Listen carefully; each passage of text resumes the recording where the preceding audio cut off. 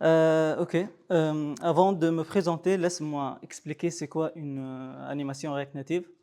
Une animation React Native, c'est l'effet visuel qui fait bouger, changer ou transformer un élément dans une application pour rendre l'interface plus interactive et plus fluide. La majorité des applications React Native aujourd'hui ne contient pas des animations et focalise surtout sur le fonctionnel. Malgré l'importance des animations malgré l'importance des animations surtout sur l'expérience utilisateur. Aujourd'hui, on va voir ensemble plusieurs types des animations et comment on peut l'intégrer dans une application React Native. Du coup, je me présente, je m'appelle Omar, je suis un dev front Uber Studio et Camel Studio depuis plus de 5 ans. J'ai fait beaucoup de React et React Native et du coup, voilà, c'est ce qui me fait penser sur cette conférence-là parce que j'ai bossé sur une application React Native avec beaucoup des animations et voilà, c'est tout. Un grand merci d'ailleurs au Forkit et Docapost pour cette opportunité. Alors, du coup, il y a beaucoup de bibliothèques des animations et React Native. Et du coup, j'ai choisi parmi eux sur les avantages que j'ai trouvé les meilleurs, c'est surtout la performance et la flexibilité. Et j'ai trouvé que React Native Reanimated, c'est la meilleure bibliothèque qui pourrait respecter nos objectifs. Surtout, elle a une performance optimale vu que en background, React Native Reanimated focalise en background et s'exécute sur des threads natifs et du coup l'animation sera plus comment dire performant. Et l'API puissant, surtout avec React Native Reanimated, on peut faire plusieurs animations d'une manière successive, parallèle ou répétitive, ce qui donne le droit de faire ce qu'on veut sur les animations. Juste le handler, c'est une bibliothèque qui permet de faire le drag and drop. Et du coup, cette bibliothèque-là, elle est compatible avec React Native Reanimated vu qu'elle est développée avec la même, elle est, comment dire, maintenue avec la même compagnie. Et maintenue activement et communauté, du coup, React Native Reanimated est maintenu avec une bibliothèque, avec une compagnie qui s'appelle Software Mansion. Et c'est une compagnie qui déjà gère plusieurs projets open source. Et le projet en fait contient beaucoup des animations, beaucoup des comment ça s'appelle, beaucoup des communautés sur GitHub. Elle a plus de 9K stars sur GitHub. Voilà. Alors comment l'animation fonctionne avec Reanimated? Alors on a plusieurs étapes. La première étape c'est initialiser une variable animée à 0 par exemple. Et la deuxième étape, c'est transformer cette valeur-là en utilisant une fonction de Reanimated, comme with Spring par exemple, à 100, avec un rythme défini. Et après, le rythme défini, ça c'est l'animation. On va appliquer cette variable-là à une fonction de style, et c'est une fonction de style depuis la libre Animated, et on va appliquer le style aux composants importés depuis Animated comme Animated.view, et en background ça va exécuter l'animation. En background, ça va exécuter l'animation sur les threads natifs qui permet de faire une animation performante. Alors, on a plusieurs fonctions qui permettent de faire des animations, telles que with timing, qui permet de faire une animation avec une durée précisée. On a with spring, qui permet de faire une animation avec un rythme défini, comme la masse, la vitesse, etc. On a with decay, qui utilise déjà gesture handler, qu'on a parlé tout à l'heure, qui permet de faire le drag and drop.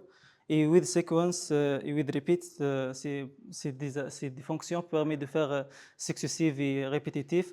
With delay, c'est permet de faire une animation après une durée précisée. Alors, on a plusieurs types de composants où on peut appliquer les animations.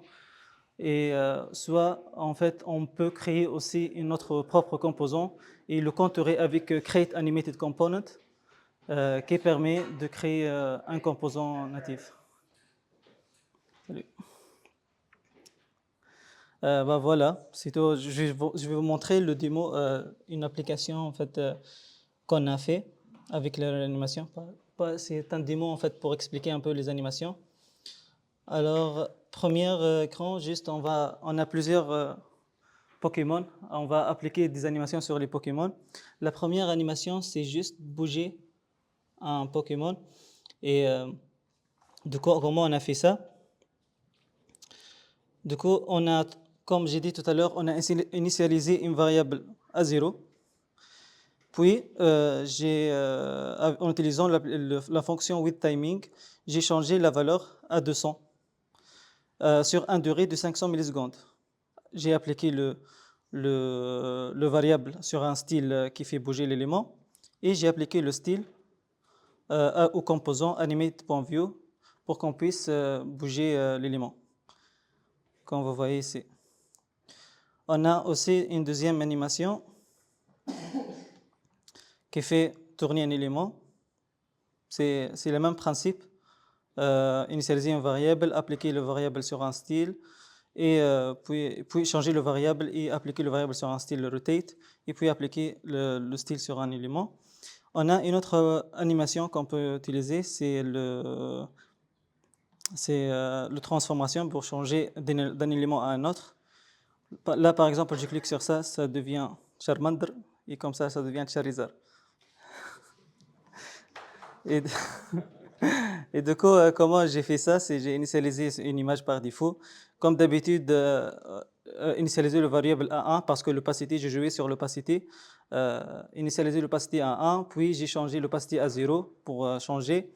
Puis, en utilisant la fonction range en JS, vu que l'animation fonctionne sur le thread natif, on doit utiliser le thread JS pour lancer une animation, une callback.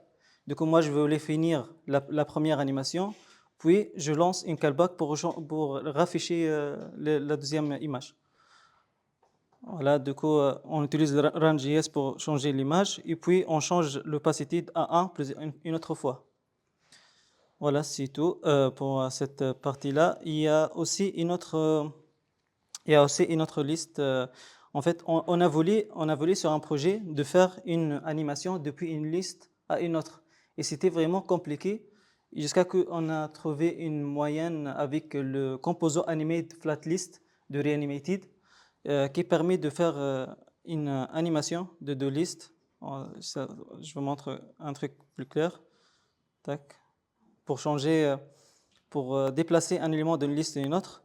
Et ça se voit comme deux listes, mais réellement, on a fait une seule liste. C'est juste un élément qui va jouer le rôle de séparateur et on change les éléments de un à une autre.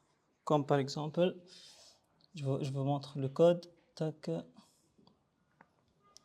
C'est des temps flatlist animated. Normalement, c'est ça. Bah, voilà, j'ai fait deux listes comme ça, deux states qui contiennent deux listes des Pokémon. Et puis, quand je clique sur un élément, je le déplace sur l'autre liste. Et après, j'ai fait une fonction qui fait, j'ai mergé les deux listes dans un seul tableau avec un séparateur au milieu. Et puis, j'ai appliqué cette liste-là à la flatlist. Voilà le flatlist, à quoi elle ressemble. De quoi une liste des Pokémon et une animation sur un Pokémon. Une animation sur le clic d'éléments. Voilà, j'ai choisi c'est comme le WithSpring, c'est les mêmes comment dire, attributs qu'on peut passer sur la fonction WithSpring de Reanimated. Et avec ça, on pourra avoir une animation sur la liste, comme vous voyez ici. J'ai fait la même chose sur une liste des petits morceaux, comme ça. De quoi on peut déplacer les éléments comme ça. Et on a fait la même chose. C'est le fait juste que c'est le même composant animated list. C'est juste avec un peu de style différent. c'est le style, c'est avec un flex wrap et j'ai précisé une taille fixe sur les éléments. Mais le reste, c'est le même. Ça reste une flat list avec un flex direction row et le séparateur qui prend tout le width de tout l'écran. Il y avait la dernière animation, c'est le play complexe. Voilà, elle est là. Donc elle va commencer. Voilà. L'animation, c'est ce qu'on a fait ici. On a pris des animations random qui appliquent un width, une vitesse, une taille. Tout, en fait, ça prend de random à chaque fois. Et après, ça fait d'une manière répétitive. Ça répète les mêmes animations, les mêmes Pokémon remontent en haut et revient en bas et remonte en haut avec des tailles différentes et des vitesses différentes, de tous les trucs différents. Ben voilà, normalement, je vais vous montrer le code de cette partie-là.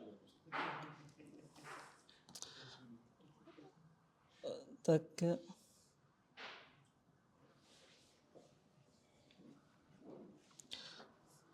Du coup, là, cette partie-là, c'est l'appli un peu plus l'appli complexe. Là, j'ai fait un composant qui va animer un Pokémon un par un. Et j'ai fait un tableau de liste des Pokémon et j'applique l'animation sur chaque Pokémon. Alors, comment on a fait ça? Du coup, comme vous voyez ici, un tableau de liste Pokémon liste 3, c'est contient beaucoup des Pokémon. Et on mappe le tableau et on affiche le Pokémon un par un. Et sur Animated Pokémon, là, on a la position déjà à la base, c'était en bas de téléphone. À la base, ça sera en bas de téléphone. Puis la rotation de 0 à la base. Le width, on a pris son valeur par défaut.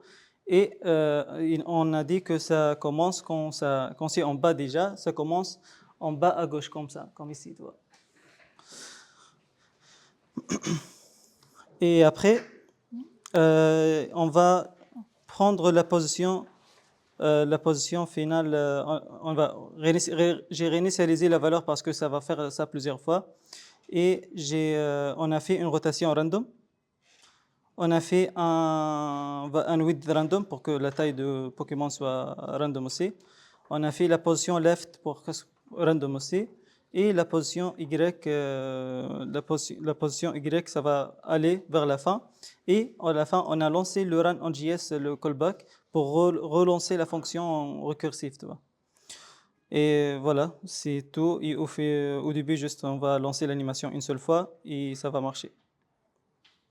Voilà, c'est tout. Attends, je reviens. Merci beaucoup.